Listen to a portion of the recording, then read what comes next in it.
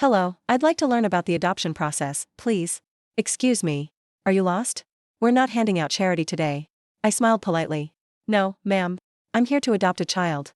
She laughed out loud. You? Adopt? She stepped closer, her perfume hitting my face. Look at yourself. You look like you just crawled out from under a bridge. Her voice got louder so everyone in the lobby could hear. Do you even know how much adoption costs? How are you going to feed a child when you can't even afford a decent shirt? She waved at the security guard. Get this man out of here. He's ruining our image. The wealthy couples in the lobby stepped back, some even covering their noses. Someone whispered, yeah, poor people shouldn't be allowed to adopt. A woman actually took my photo, laughing. Nobody said a single word in my defense. But what none of them knew was that in 72 hours, I'd be sitting across from them in a courtroom. And that sweet young volunteer, crying in the corner? Her life was about to change forever. My name is Robert Hayes. I'm 67 years old.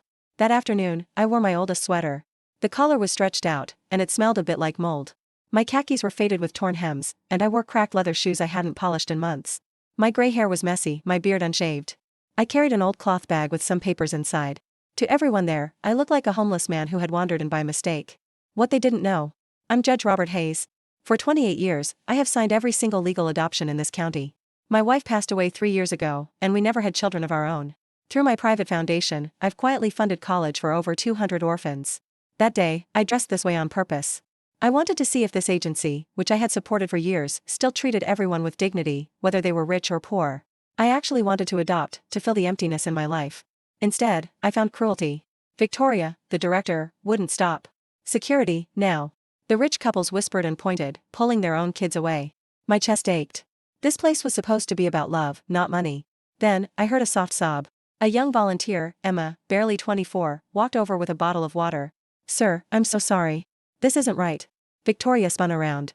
Emma, step away from him or you're fired. Emma's hands shook, but she stayed right next to me. He just wants to give a child a home, she whispered. Victoria grabbed her arm hard. I said move. But Emma didn't budge. This girl, probably making minimum wage, was risking her job for a complete stranger in rags. I didn't argue. I just reached into my cloth bag and pulled out a thick white envelope. I handed it to Emma quietly. Keep this. Next Monday, 9 a.m., go to the address inside. Your life will be different. Her eyes went wide. Victoria screamed, Emma, drop that envelope right now if you want to keep this job. I turned and walked out. Behind me, I heard Victoria mocking, probably just junk mail from a crazy old man. Curious what was in that envelope? Comment, part 2 below, and I'll tell you what happened when Emma walked into the courtroom that Monday morning and realized the shabby old man was sitting in the judge's desk chair. Thanks for watching.